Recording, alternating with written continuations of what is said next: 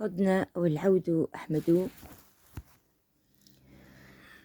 الحديث موجه للدكتور فأد المغربي.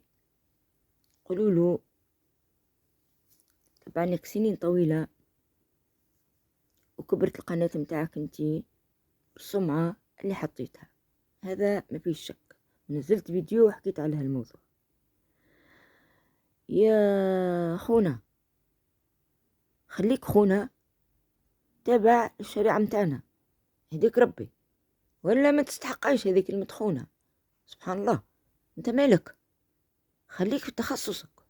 قالوا اللي يسبح 100 مرة وهلل تتمحاله ذنوبه لو كانت كزبد البحر. هذا عن رسول الله صلى الله عليه وسلم. احيا شوية، احشم شوية.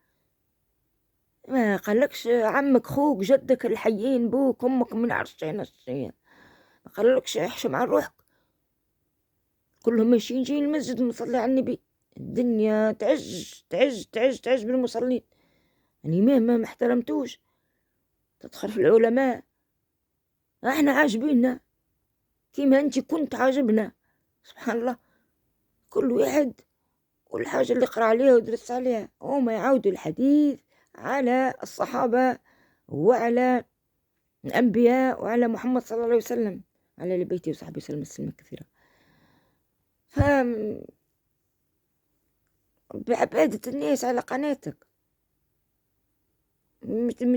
متجيهمش في حاجة اللي مش تنقذهم من غضب ربي عز وجل وتشككهم. تعمل في فتنة انت الشباب اللي من عمره 30 عام وانت نازل تعب وضايع. اتق الله.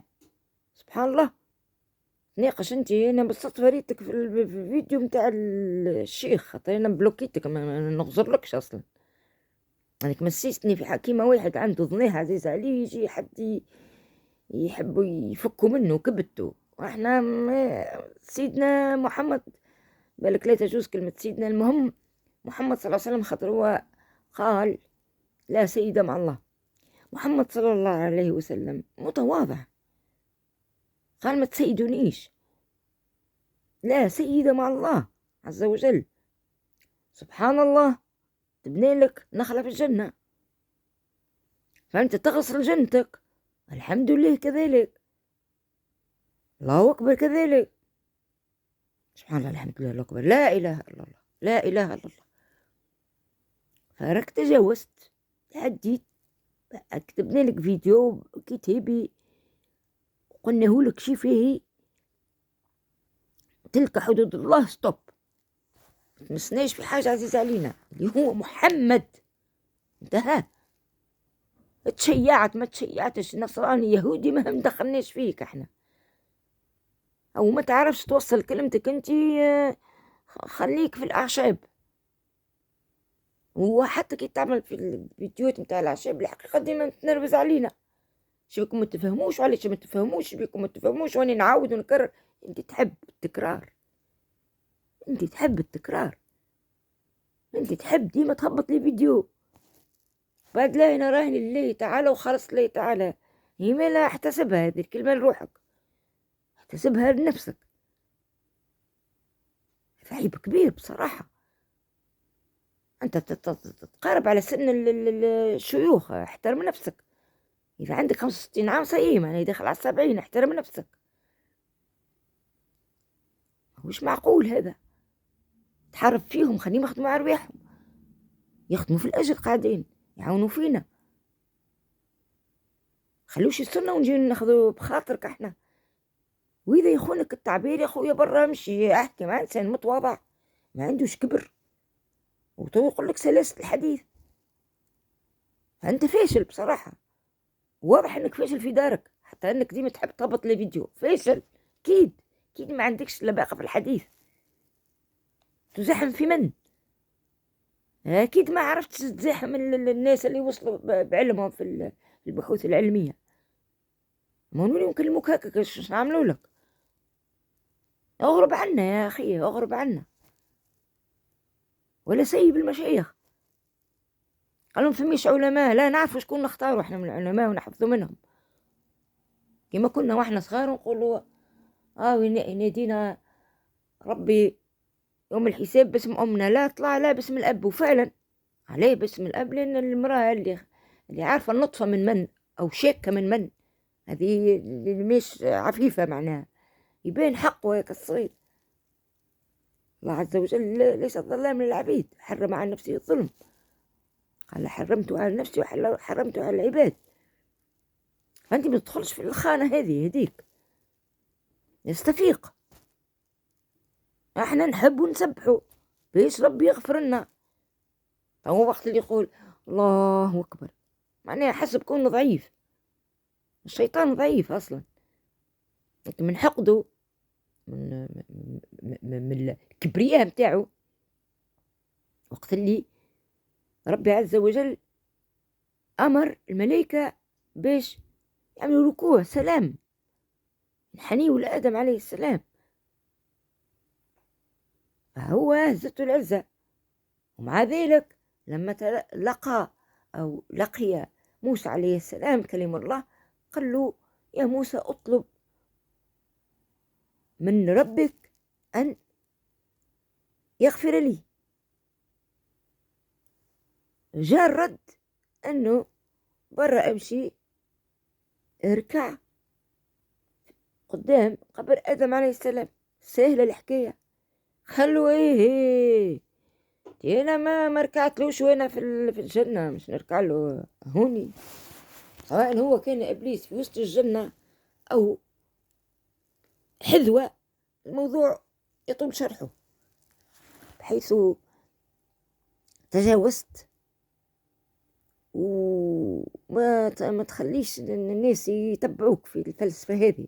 الفلسفة هذه بسطها، عملها تبسيط الحديث. انا بدي كي نحكي ساعات الناس ما تفهمنيش، والاغلب ما تفهمنيش، ما ينفعش. يجب الانسان معناتها يدون ويحدد ايش يحب يقول، وش يحب يوضح، وش يحب يحكي مع العباد. محمد صلى الله عليه وسلم كاشف الغمة وشافع الأمة. لما الملك خيره قالوا يا محمد تحبش تكون ملك؟ قالوا لا، نحب نكون بني آدم، وأنا بعثت لأتمم مكارم الأخلاق. وقت اللي احنا وصلت من التعليمات كيفاش سيرة محمد صلى الله عليه وسلم إلى آخره، يعني لا سيدة مع الله. وانت هوني ماني تحب السيادة لك بالحديث. منين تلفتوا بالله؟ خليك في المغرب لا تستغرب، المغرب لا تستغرب، بيزيونا عاد. نسيوش المشايخ متاعكم والزاوية متاع العلم ومتاع تحفيظ القرآن، نسيو على خاطر باش ناخذ بخاطرك. سبحان الله، الحمد لله، الله أكبر، لا إله إلا الله. هذيك انت مش تعمل تهليلة، تسبح وتهلل، ربي يغفر لك لو كانت خطاياك. هو ربي يحكي عز وجل على رحمته، سواء إنسان معناه عمل الصغائر وبعد حد قيدس خاشع وتودد في ربي عز وجل يغفر له. هذا سيد الخلق قال. نخليه على جنب هذا ونشككه. تخدم، تسوق في السيارة، تزرع في الأرض، تسبح. وحتى اللي يزرع نبتة، السنبلة هيك اللي تحطها، هيك الحبة هيك تاعت السنبلة، كل سنبلة فيها 100 حبة. هذا هو الدليل. علاش التخبيط، وعلاش العلو في التعبير، ومتغشش علينا وما زلت تتكلم هاك مصر باش تعمل قنوات ديما تحكي كيف اللي يرتاح له المستمع. بالطبيعة القناة متاعك مش تدنى، مش تهبط نسبة المشاهدة، ومش تلقى برشا هجوم، لا داعي. وحتى الشيخ اللي يجيبك بصراحة كان لحيته سايبة مريقلة، ما تستنقص اللي يعمل لحية. يلزم المسلم يعمل لحية فيها وقار وجهه، فيها صحة الأبدان فيه، إلا ما يكون معناه منبت شعر في مكان اللي يعمل الرائحة الكريهة وكذا. نعم. شوف، القرآن الكريم جاء مستوفي وعن طريق الوحي محمد رسول الله صلى الله عليه وسلم وضح لنا وقال قبل ما يموت: أوصيكم بالقوارير. انت تحكي على كذا وقتاش المرأة ترتاح وقتاش بعد النفاس، خليك في تخصصك أو عبر كما يجب. سبحان الله. ولا اعمل حلقة في الإذاعة وجيب معها شيخ وتناقش انت وياه، بيجي تو شباب ضاع، شو استفدت؟ قالك من رأى منكم منكرا فليغيره في حينه. كأنك تعبان من حاجة، رتح بالك، خذ نفس عميق، شوف حالك. اللي يحب الكل يخسر الكل. محمد صلى الله عليه وسلم قال: نحن أمة وسط، الحصى تمسك من الوسط باش يعم على التوازن. كيما جاء غريبة، والله غريبة. استودعتكم الله التي لا تضيع ودائعه، أحبكم في الله.